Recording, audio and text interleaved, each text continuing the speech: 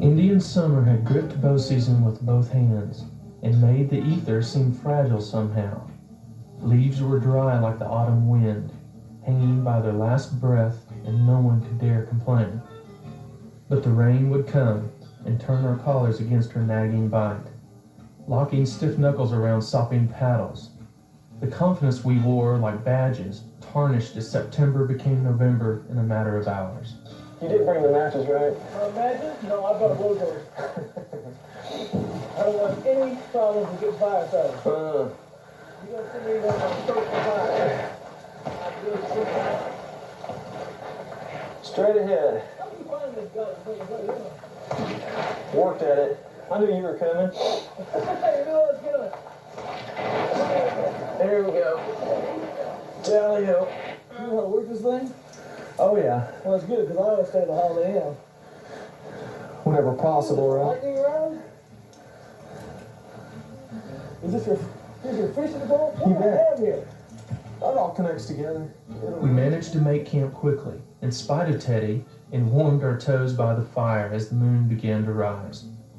But our minds were drifting toward our purpose, and the dreams that filled our sleep that night were of autumn antlers under a November sky.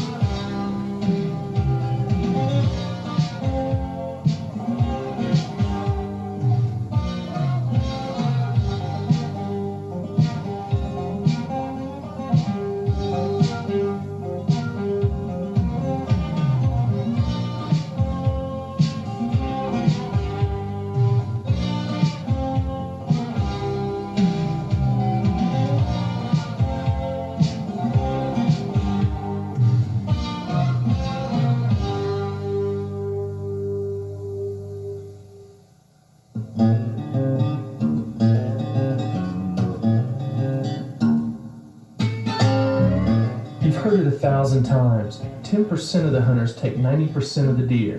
Is it an exaggeration? Perhaps, but not likely. Remember, the time that you invest in preseason scouting prior to opening day will always serve you well.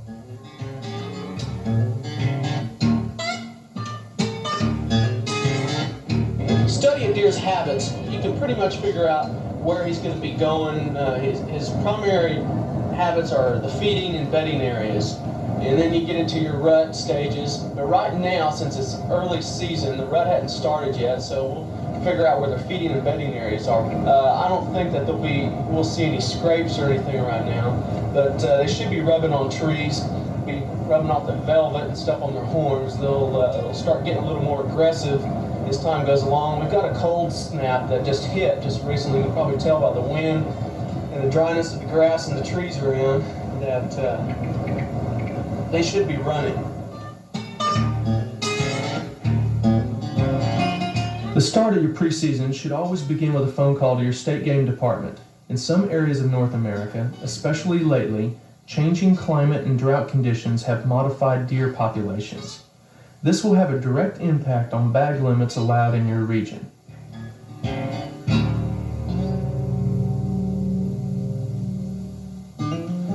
In areas where rainfall and food are at all-time highs, the whitetail population is healthier than it has been in over 60 years. Your preseason activity is a yearly one. If you assume that an area fruitful by tradition will return a high yield year after year, it could be a lonely and hollow winter for the freezer. When the season begins and you've done a legitimate job on your homework, the waiting is all that's left to be done, and the equipment that you choose makes all the difference in safety and comfort. Purchase reliable hardware. When you are perched between 15 to 25 feet above solid ground, it's way too late to have second thoughts about your gear. The only casualties on any hunting trip should be mounted or eaten. not hospitalized. Good solid tree steps are essential. If you are lucky enough to have a good partner, he might even put them up for you.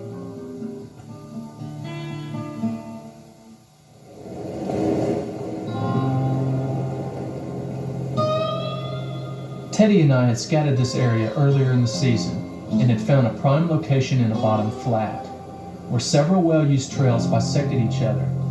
Rubs in the area were numerous and the rut was in full swing. All good indications that this spot would produce a handsome buck.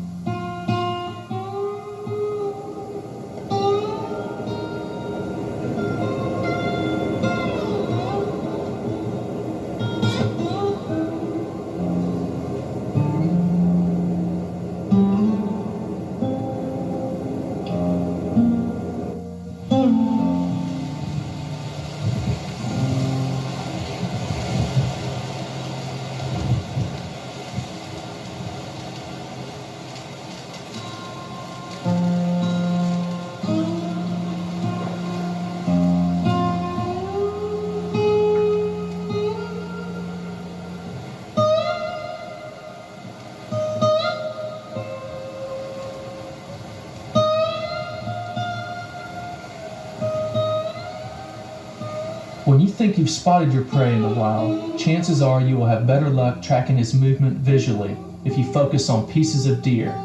Now what I mean by that is looking for antlers and flashes of white on the tail and underbelly.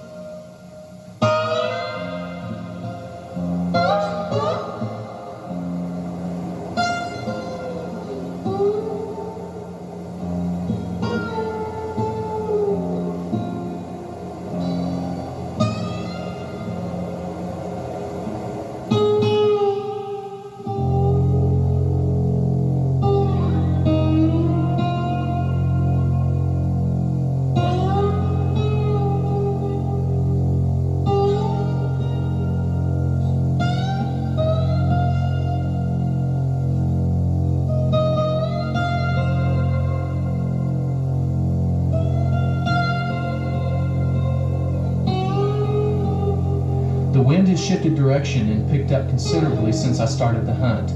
As this buck sauntered in, he catches a whiff and reacts accordingly. But the wind was swirling and my sense direction was hard for the buck to determine.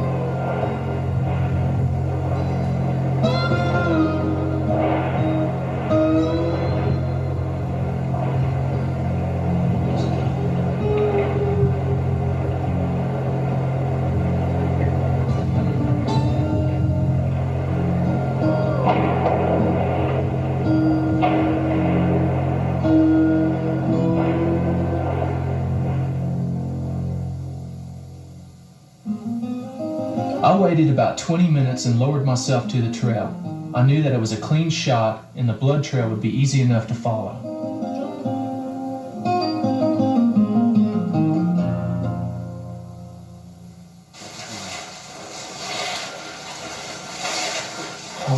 He's hit hard.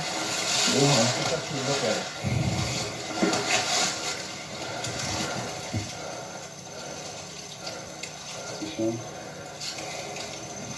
That's a good long shot. You can tell by that. I don't know if you can pick it up, but there's a lot of bubbles in this blood and stuff, a lot of hair. He's bleeding profusely, so it's a good lung shot. I might even got him part of the heart. He shouldn't be too far away. He's probably up here about 20 yards.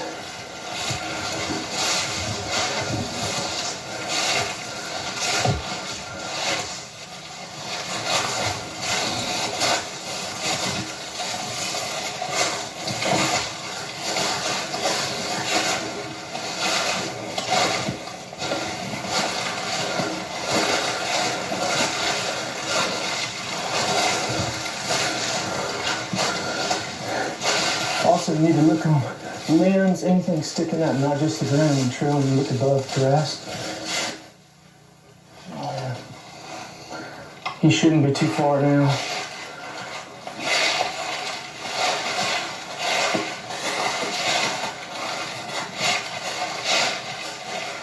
Okay, I see him. Hang on. Make sure that he's down.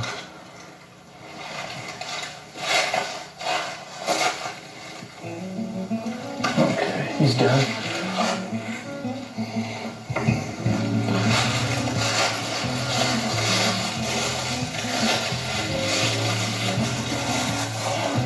Oh, yeah. That was a good long shot. Bow hunters have a responsibility to be accurate within inches, consistently. In the preseason, we need to be out there practicing for a variety of situations. Having a partner along can be extremely helpful because he can watch for things that you can't see, like fishtailing and proper release. I've been using finger tabs for the last 10 years or so, but many hunters prefer a mechanical release. It all comes down to what is comfortable for you. Recommend the buckle or I've seen also the club type. Yeah, it's got a, some of them have a Velcro lock. I like a buckle because it's not going to snag on brush. I do a lot of hunting besides just whitetail hunting. Yeah. And it won't snag on brush, and usually you're not paying attention to things like that when you're trying to put the sneak on something. Right. I like Is this the trigger? This is the trigger. This type's got two jaws that lock around the string. This model, or this design of release, usually will hold any weight bow a guy can pull. Some of them are prone to, you know, they say you can shoot up to 80 pounds and whatnot. But this type will usually hold as much as a guy can draw. It's got a smooth release to it. It's the best thing you can have without having your fingers turn loose. Does it have a swivel on it? I know some people, you know, they twist their wrist and whatnot. Yeah, it does swivel. So it leaves room for error. Yeah. Okay. Yeah, that's what I need. It'll fit your arm to the string just as perfect as you can get it. Okay, great.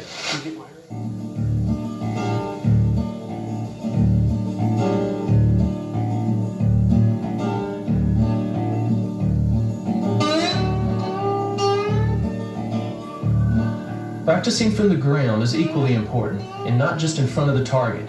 Put yourself in situations that demand some effort, like shooting through trees and from a crouched position. The smallest twig can deflect your arrow, and a wild arrow means a miss, or worse, a wounded animal. You know, Brett, one of the biggest problems I've got is shooting through trees. Practice from the ground, we need to move the target. Well, I'll tell you what, we could probably just stand right here. Practice shooting through these two trees. That's something a lot of people don't consider is that you will see deer while you're on the ground. It's not, they don't just wait till you get in your stand before they come in. And normally you're not going to have a shoulder width stance, perfect alignment with the target. You know, practice shooting from abnormal positions, over brush, under limbs, crouching and whatnot. I think it'd be good practice.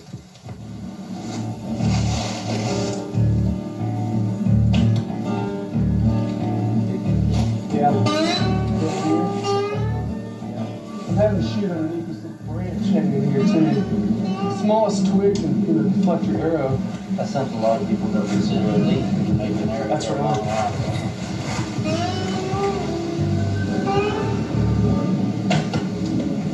Not just whitetail, but on several hunts.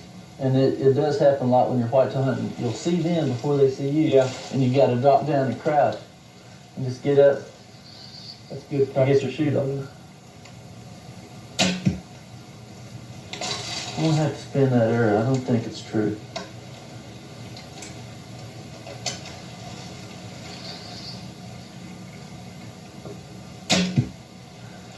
I'm catching grass.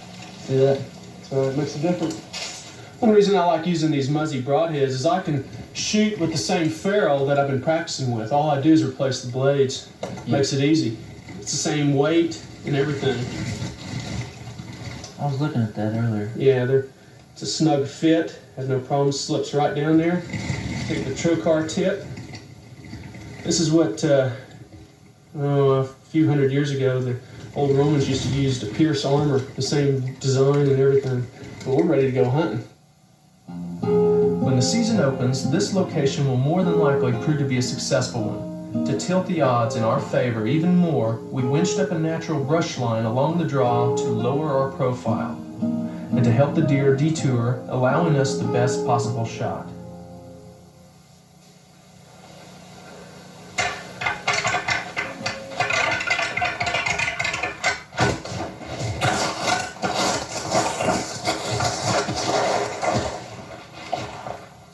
One of my favorite locations for rattling from the ground is in a creek bottom.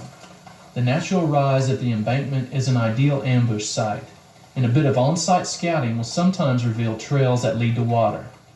We took a gamble that a cool drink might be on at least one buck's mind, and the lure of the rattling would be more than he could stand.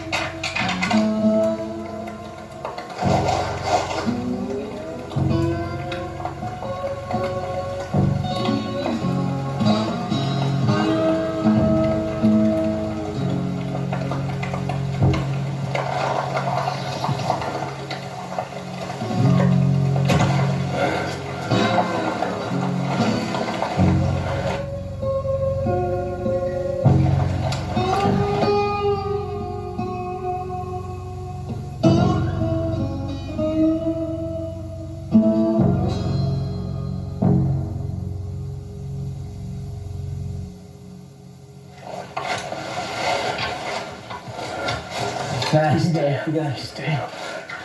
Good shot. That's what it's done. Now cook out of the rain.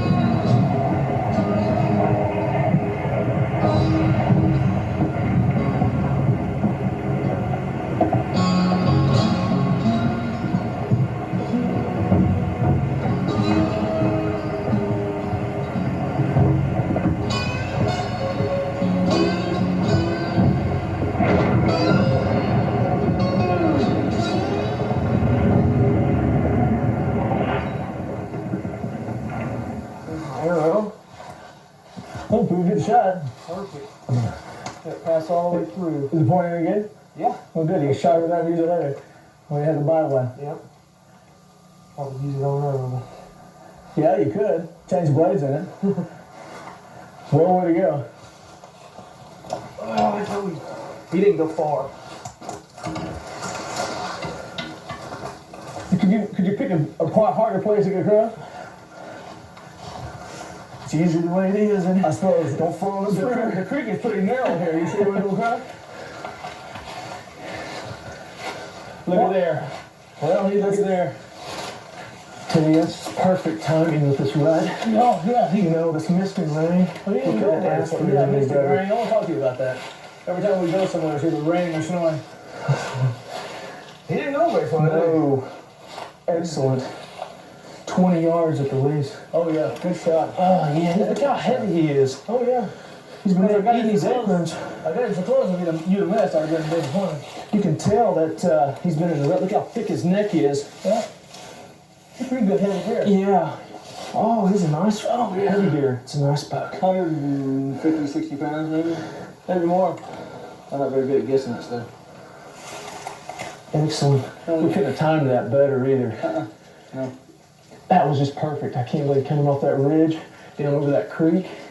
Well, I thought if we got one to come in here, he'd come down the creek one way or the other. Shane, Perfect. how come we go hunting and it snows one time and that pours down rain? Can't you pick a good It's weekend? always got to be foul weather. Foul weather. Does that mean we're going to do something? I don't want to hit these horns together. Get another deer in here. I'll throw you my bow.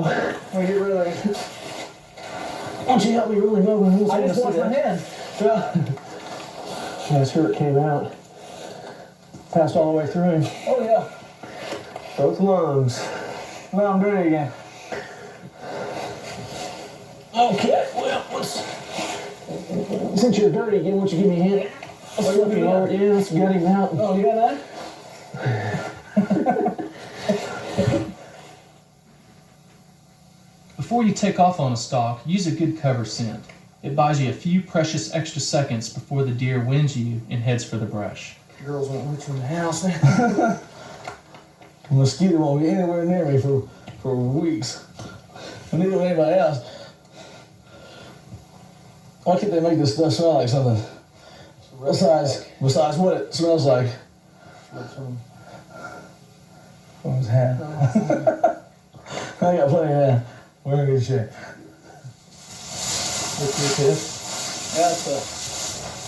That's a bit. Yeah, Looks like maybe 3 or 4. there's a bed in here.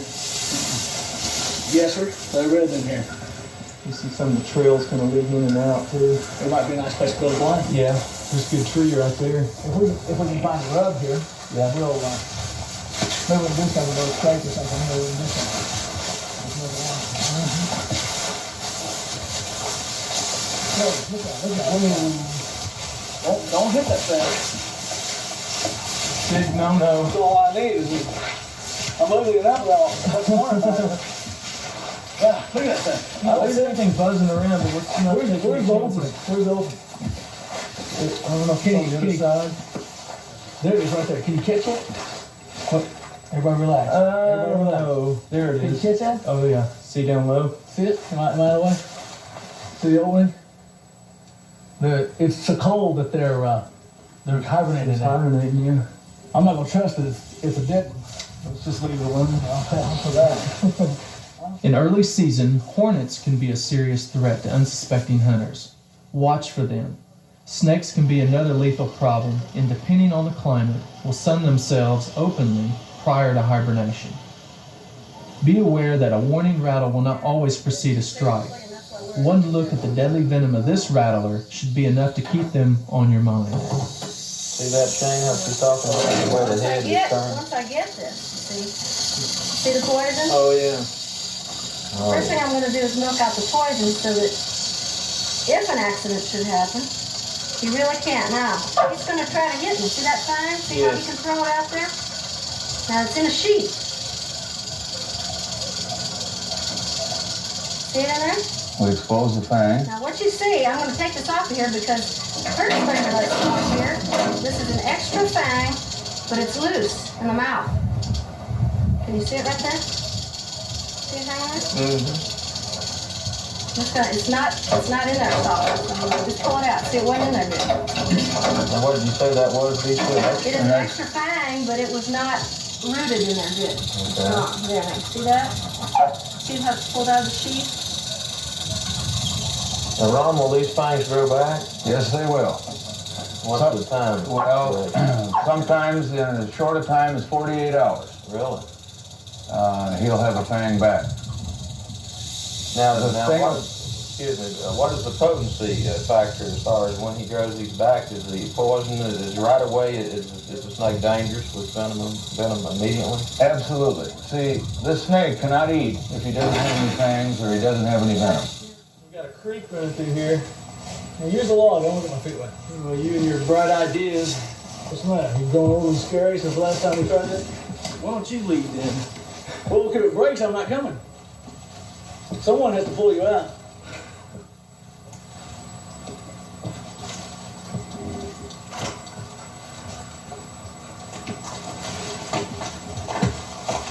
Sure is shaky. Both of us can't. Hang on just a minute. Easy, easy, easy, easy, easy.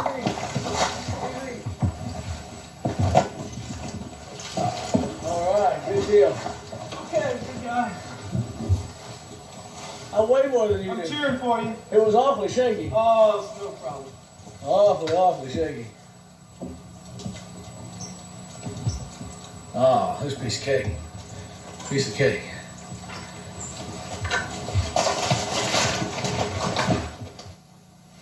When crossing uneven terrain, double check your arrows. Make certain they are sheathed securely.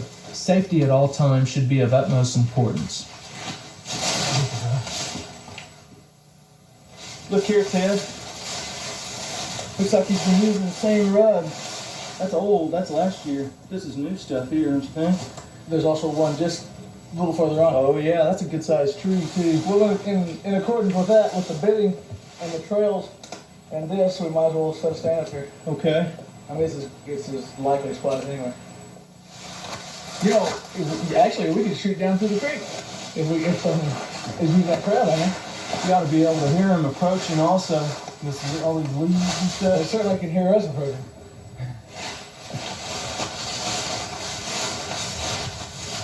Couldn't we find someplace a little less steep to go down? Let's go out at an angle there. Yeah, we're gonna go down an angle around. Go ahead.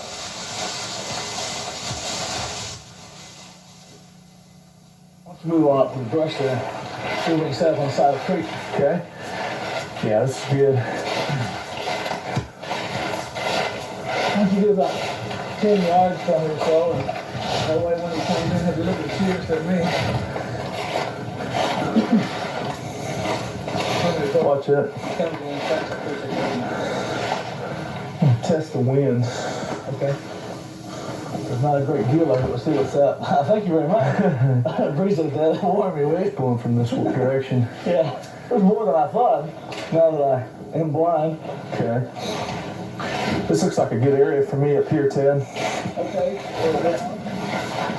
Teddy had rattled in a nice buck for me earlier this trip, and we chose a good location for him to shield himself with good ground cover but reasonable visibility to get off a good shot. There you go. All right.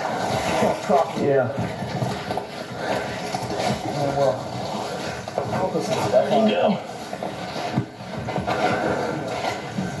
There we go. Get all that.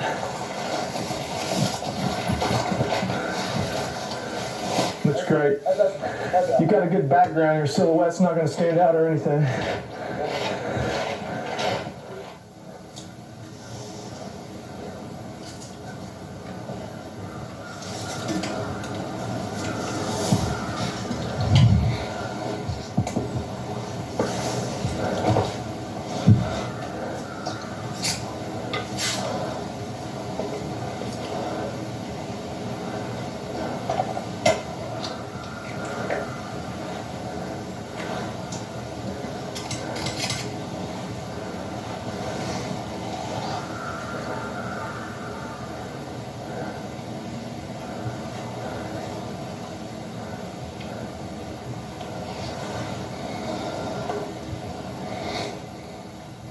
Grunt. I set up 15 yards from Teddy and settled in to let some time pass. As the shadows grew longer, I used a grunt tube to lure in a nice buck.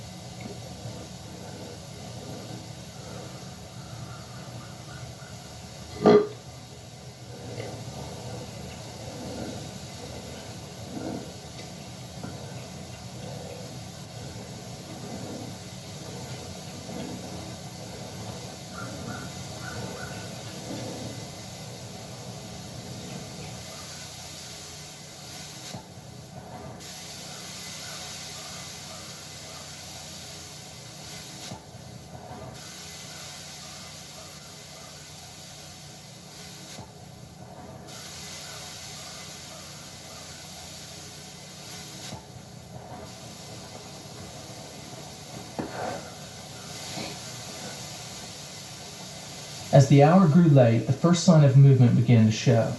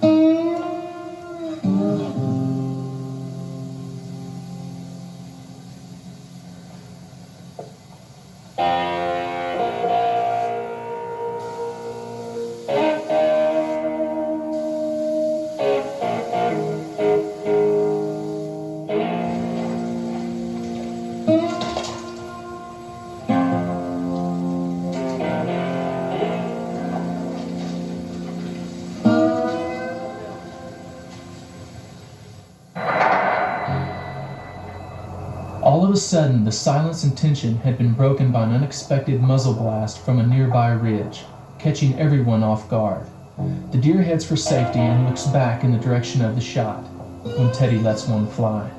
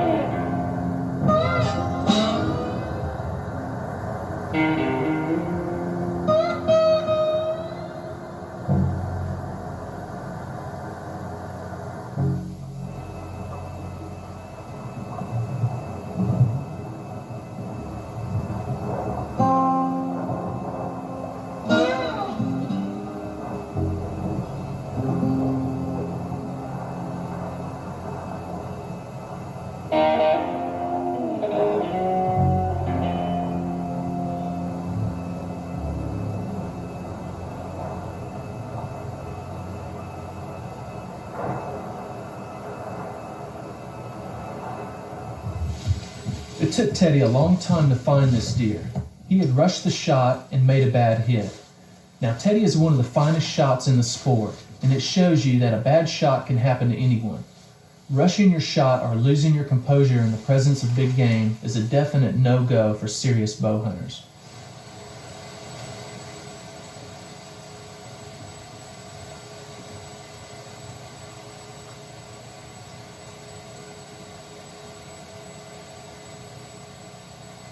Shane, when you put this in the film, you need to put some kind of a voiceover to tell them that this shot was not anything perfect, and that it happened because I wasn't patient. The deer was running, and he was moving, and I was expecting him to keep moving, and I wasn't patient enough to wait for him to continue, and we got a bad shot on him. When a deer is hit in a non-vital area, he'll usually bed down soon after he feels it's safe. Never give up the search for a wounded animal. It'll allow you a second chance to harvest the animal and preserve the dignity of the sport. There is always a right time and a wrong time to shoot. Shot selection and timing is a function of self-control and experience in the field. A moving target compounded by thick brush is far from ideal. The hunter who weighs these elements before releasing will rarely take a bad shot.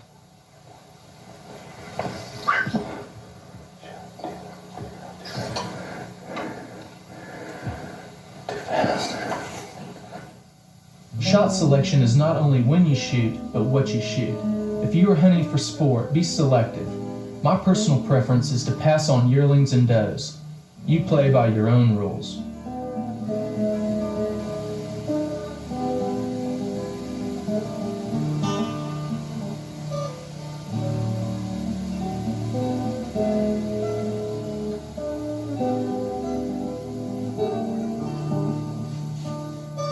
And then there are the times that you spend hours in a tree stand, and the only thing close enough to shoot is with a camera. As an outdoorsman, it's easy to appreciate the beauty of our natural resources, and the best way to capture these experiences is with a reliable camera.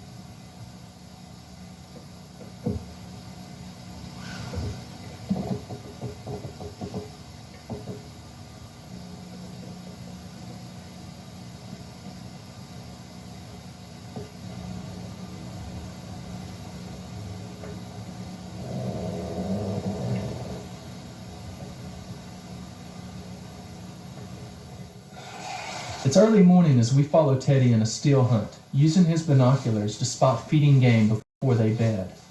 We had scouted several bedding areas earlier in the hunt. Now was the time to put that knowledge to the test. Watching this skillful hunt from a great distance was the only way we could bring it to you.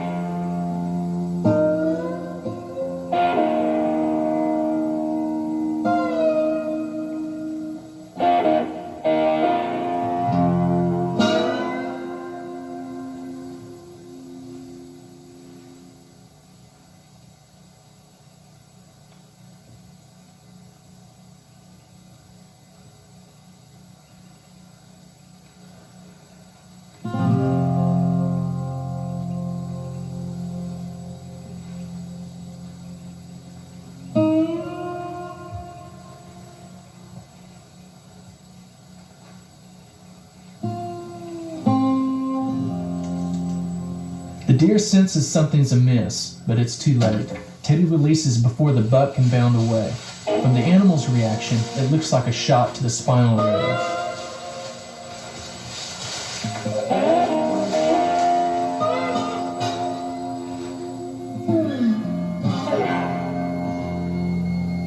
Notice how the arrow changes from white to red as it passes through the deer.